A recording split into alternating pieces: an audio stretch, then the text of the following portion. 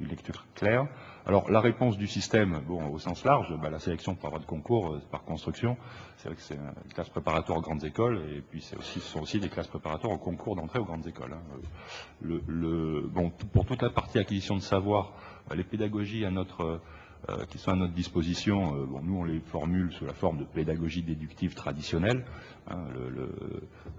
démonstration, théorème, pour arriver au résultat, qui s'applique fort bien à l'enseignement des mathématiques physiques, en prépa en particulier, et en école ensuite, et qui sont mesurés par les résultats obtenus par les étudiants à un contrôle de connaissances. Donc il y a un examen, et puis on regarde, s'ils ont juste, c'est que la discipline est acquise, sinon pas juste, elle n'est pas acquise.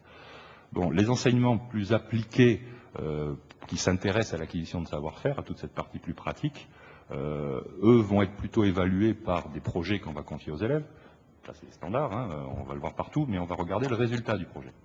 Donc on ne va pas regarder comment le projet se déroule, on va regarder qu'est-ce qui nous est apporté à la fin. Donc c'est quelque chose qui existe traditionnellement, qu'on sait faire, et qui, dans le domaine des sciences industrielles, pour l'ingénieur, est fort utilisé. Et puis il y a une troisième type de pédagogie qui existe, que mon prédécesseur de l'école centrale a mis en place depuis de longues années dans certaines disciplines, qu'on peut appeler la main à la pâte à l'école primaire, hein, d'une certaine façon, bon, pourquoi pas, des pédagogies plus inductives où on va mettre les étudiants devant un résultat à atteindre ou une difficulté, et puis on va les guider, on va regarder comment est-ce qu'ils vont pouvoir atteindre leur résultat. Alors j'insiste sur ce dernier volet parce que notre sentiment est qu'il est fortement appelé à se développer. On a essayé de lui donner une place importante à l'École des Mines, en tout cas. Il permet de toucher à des sujets d'actualité pour lesquels l'ensemble du socle de base de connaissances scientifiques et techniques sera peut-être pas connu au départ, mais on pourra y remonter comme ça. Le mode d'évaluation va au moins autant mesurer le comportement des étudiants pendant le déroulement du projet, au moins autant ce comportement que le résultat du projet lui-même. On pourra avoir des projets ratés, mais qui seront extrêmement bien évalués parce que la façon dont ils se seront déroulés aura été un succès. Alors là-dedans, moi, naïvement, hein, je mets les TIPE, j'imagine que de ceux que j'ai compris de leur philosophie, ça rentre bien là-dedans, et puis tout ce qui relève des sciences industrielles trouve vraiment bien son affaire à cet endroit-là. Bon, la partie ouverture internationale, vous connaissez. Alors, pour passer à l'école des mines, je vous dis, alors ça c'est pour lever l'ambiguïté du LMD, puisque ça faisait partie des objectifs des 2 jours. Donc ça c'est la façon dont on se présente à l'étranger, regardez en bas, regardez pas en haut notre système de sélection, une présentation du système de sélection, pour montrer qu'effectivement, bon, comme l'a dit Margaria, nous on offre un cycle en 5 ans. Auprès des établissements qui se préoccupent de la position du bachelor, on le met plutôt à bac plus 3, en expliquant que c'est bac plus 3 ou 4, parce que en classe préparatoire, on peut faire 2 ou 3 ans. On affiche un master en 2 ans, pour être dans les normes internationales du master en 1 an et 3 mois, auquel s'ajoute toute la partie stage, projet avec le monde de l'entreprise qui n'existe pas ou qui n'est pas reconnu dans les cursus chez nos amis anglo-saxons. Alors, un petit mot pour vous dire à qui on s'adresse.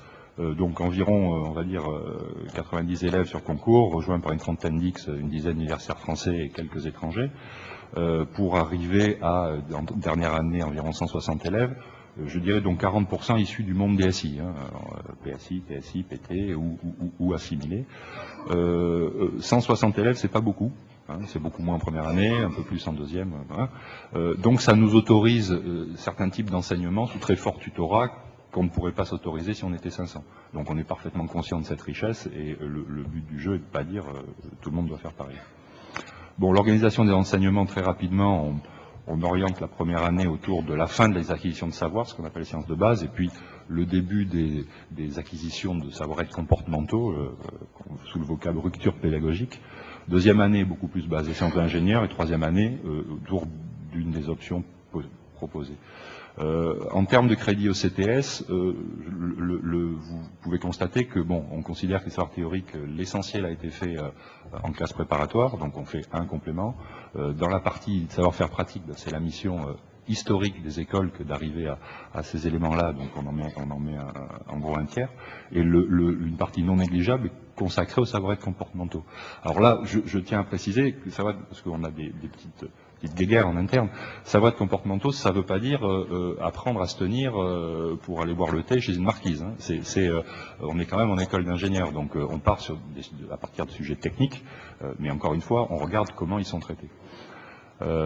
Bon, alors pour rentrer un petit peu dans le détail, sur la colonne de droite, c'est la fin des acquisitions des sciences de base, je ne vais pas vous les détailler. La colonne de gauche, c'est plus ce qui relève pour nous de cette rupture pédagogique. Bon, stage d'observation, stage d'exécution, comme partout. Ceux pour lesquels on peut, sans forcer, établir un lien direct avec les sciences industrielles sont ceux que je viens de surligner en rouge, et je donne juste une planche pour les 3 premiers. Donc l'acte d'entreprendre, bon, j'étais content d'entendre M. Gallois ce matin insister sur les problèmes de prise d'initiative ou de développement.